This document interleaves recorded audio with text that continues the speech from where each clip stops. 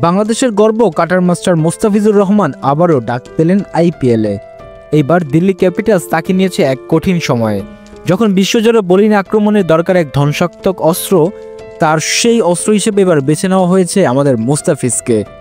Australian তরুণ batter Jake Fraser ম্যাককার্ক tournament থেকে ছিটকে পড়ার পরই দিল্লি ক্যাপিটালস চোখ রাখে অভিজ্ঞতা, স্কিল আর ধীরস্থির চাপ সামলানোর দক্ষতায় এগিয়ে থাকা মুস্তাফিজের দিকে। দলের একাধিক পেসার যখন ব্যর্থ, তখন ফিজের স্লোয়ার আর কাটারের আশা আলো দেখছে দিল্লি। ভারতের প্রথম সারির সংবাদ মাধ্যম ইন্ডিয়া টুডে নিশ্চিত করেছে আগামী 17 মে থেকে আইপিএলের বাকি অংশে দিল্লির হয়ে মাঠে নামবেন এই টাইগার পেসার। বিশ্ব ক্রিকেটের গত এক দশকে সবচেয়ে ভয়ঙ্কর কাটার বোলারদের একজন মুস্তাফিজুর রহমান। আইপিএলের এর আগে সানরাইজার্স হায়দ্রাবাদ, মুম্বাই ইন্ডিয়ান্স ও দিল্লির হয়ে দুর্দান্ত পারফর্ম করেছেন তিনি। বিশ্বসেরা ব্যাটাররাও জানেন মুস্তাফিজের স্লোয়ার পড়তে যতটা সহজ মনে হয়, খেলা ততটাই দুঃসাধ্য।